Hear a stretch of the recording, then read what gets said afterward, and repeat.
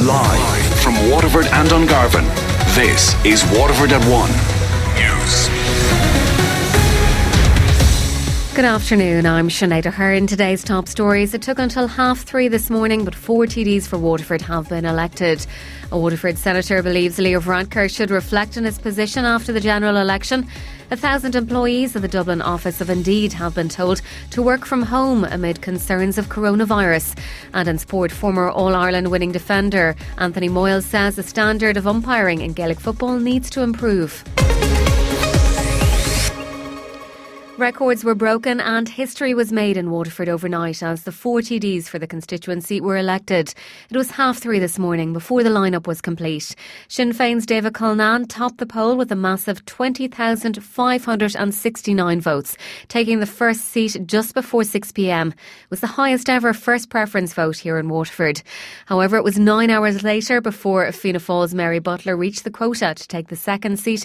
She's the first woman in Waterford to retain her seat since Bridget Redmond. Independent Matt Shanahan and Mark O'Cahig of the Greens were elected without reaching the quota. Mark's the first ever Green Party TD for Waterford. David Cullinane remembers the number of votes he received when he first stood in the general election 18 years ago. 2,977 in 2002, and the surplus today will be nearly 9,500. So that's 2,000% increase. Phenomenal. In political terms, it's extraordinary. I don't think, and obviously, we wouldn't want to see a vote like this again for a single candidate because we should be taking 2 seats. So it's extraordinary in that sense. It'll never be beaten. It's a record vote here in this constituency, and we're hopeful. Obviously, the next time there'll be at least a second candidate running in Waterford. Matt Shanahan says we're now in a place where we might get something done. We want to get 24/7 sorted out for our hospital. We want to get our child and adolescent mental health services looked at as soon as possible. We want to get parity of esteem with the hospital, and we need to take that on then to WIT. And we just need to stop accepting second best in Waterford and start standing up.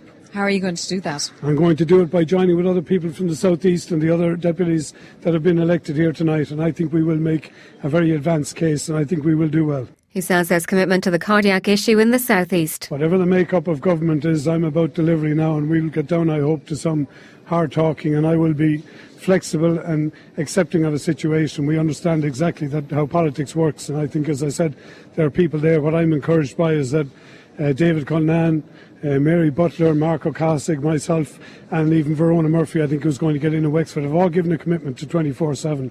And I think this can be the start of something really new and unique for Waterford, that we finally start getting ourselves back and get some of the ground that we've lost back. Yeah. Mark O'Cahig is Waterford's first ever Green Party TD. He had this to say after taking the 4th and final seat ahead of Fine Gael's John Cummins. I have no idea how I'm feeling. I'm going to tell you in about a week and a half how I'm feeling. Overwhelmed is the only word really that I can put at it. Overwhelmed with the scale of the challenge in front of it. Overwhelmed with gratitude. There's been a team behind me. Mary knows this well. I'm the person on the poster, and the person on the poster doesn't get elected in isolation. I've had an amazing team behind me. Fianna Fáil's Mary Butler retained her seat for Fianna Fáil. But I'm absolutely honoured and humbled to retain my seat after 4 years representing the people of Waterford City and County in the 32nd Dáil. And they always say the second election is the hardest. And, I hung in there in second place all day. And I'm just overcome, tired, emotional, but really, really honoured that I'll be heading back to Leinster House for the 33rd Dáil. And, we have seen a seismic shift today in politics. And, I just want to compliment David Cullinane and Matt and Mark. A former Fine Gael TD from Waterford has called on Leo Varadkar to step aside as the party leader. It follows the wake of an historically bad election result for Fine Gael. Here's our political correspondent, Sean Defoe. The parties are picking over results as counts continue to come in, and this morning the former Fine Gael TD for Waterford, Porty Coffey, was the first to stick the knife into Leo Varadkar on WLR-FM. I think Leo should reflect on his position. I think he's done his best. He didn't achieve what he set out to do, unfortunately. I think he should step aside as leader of Fine Gael. But Fine Gael TDs have been defending Varadkar, including Pascal Donoghue, Richard Bruton and Kieran O'Donnell, who says the party as a whole needs to look at its performance. I am strongly of the view that Leo is as party leader, will be able to take us forward into the next phase of our development. Well, that's nonsense. And coming from someone who's leaving the fray, it doesn't sound very credible, really. Leo Varadkar's our leader. That's a separate issue. It really is, it's irrelevant for me.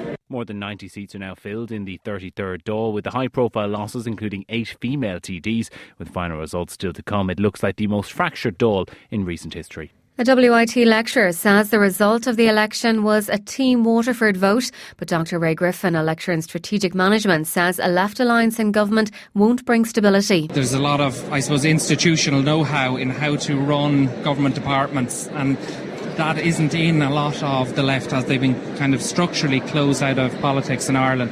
They haven't coalesced themselves. And even so today, you could say, like looking at the benches with the votes on it, you'd say David Cullinan's vote is, where has that emerged from? You know, okay, it's emerged from all houses. I would say it's substantially a Team Waterford vote, in which it's people who want ordinary kind of services in Waterford that aren't particularly ideological. He says a lot of the parties have made promises they can't keep. It looked like the Fianna Fáil manifesto was cobbled together based on their last manifesto. As a lecturer, I saw loads of typos in it, grammatical errors. So not the finest moment for the proofreader. But yeah, they're a starting point. And really, and this is the heartbreaking thing for Waterford. We've voted based on manifestos before, and they've come up short. Recruitment company Indeed has told its 1,000 staff in Dublin to work from home over concerns of coronavirus. It's after members of an employee's family were hospitalised and tested for the virus in Singapore. Karen Tompkins reports. The employee at the centre of the scare is based in Singapore but had visited Dublin and Sydney recently. In an email sent to its Dublin staff, Indeed said that the employee may have been exposed to the virus after their family members visited a facility caring for a coronavirus patient. Those family members have been hospitalised with pneumonia, and it's still not known whether they've contracted the virus. Indeed told their employees that the results will take up to 48 hours and the employee is reportedly feeling fine. There are no confirmed cases of infection, but as a precaution, they've asked all employees in their Singapore, Dublin and Sydney offices to work from home until they receive confirmation. The Department of Health say there are no confirmed cases of coronavirus in Ireland and would not comment on individual cases or activation plans other than confirmed cases. There was a slight increase in the live register in Waterford last month. An additional 112 people signed on across the city and county during January to bring the total to 6,675. January was the 5th month in a row where the total remained below 7,000.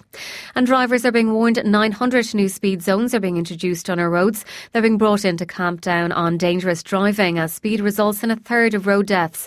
Gardaí insists speed vans aren't a cash cow for the state, saying they save lives and cost twice as much as the income they generate. Superintendent Tony Lonergan says drivers can see where the speed zones are on their website. No secret here, the launch day is the 17th, which is a week's time.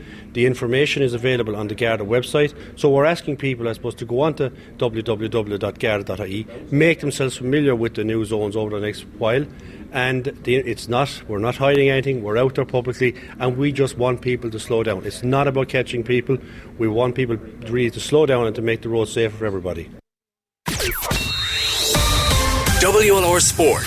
With thanks to the Waterford Viking Marathon. Register now at waterfordvikingmarathon.com. Very good afternoon, I'm Gavin. Whelan. Starting with rugby, and the RFU have released 13 players back to their provinces ahead of the Six Nations break weekend. Andy Farrell's side face England in their next game on Sunday, 23rd of February, with the 23-man squad retained for an Irish training camp on Thursday. Of the 13 players sent back to the provinces for this weekend's Pro 14 action, Leinster's Ronan Kelleher and Max Deegan are the only two who have featured in Ireland's opening two games. England will go top of the Women's Six Nations table unless Scotland can cause a shock this afternoon. They kick off at Murrayfield at 1:30 in their rescheduled round 2 fixture. A bonus point win there for England would see them leapfrog Ireland at the top of the table. Gaelic Games. Former All-Ireland winning defender Anthony Moyle says the standard of umpiring in Gaelic football needs to improve. It comes after Kerry captain David Clifford was shown a controversial red card late in their 1-point defeat to Tyrone yesterday. He was given a second yellow card after an altercation with a Tyrone defender, although replays suggested he had been dragged to the ground. Moyle says officials need to apply more common sense to their decisions. And then, well, that's it, right? But so the referee then obviously needs to use his common sense when he comes in and goes, well, I definitely know Clifford's on a yellow. Does he really deserve to be red, gone for this? I'm not so sure myself. I didn't see it. So you just go in, you have a word, and you just say, right, look, fellas, calm it down. Rory McIlroy is officially back on top of golf's world rankings. It's the first time the Ulsterman has been world number one since September 2015. McIlroy didn't play at last week's PGA Tour event in Pebble Beach, but he's moved up the ranking due to its 2-year rolling format. Canadian Nick Taylor battled strong wins there to win yesterday's AT&T Pebble Beach Pro-Am.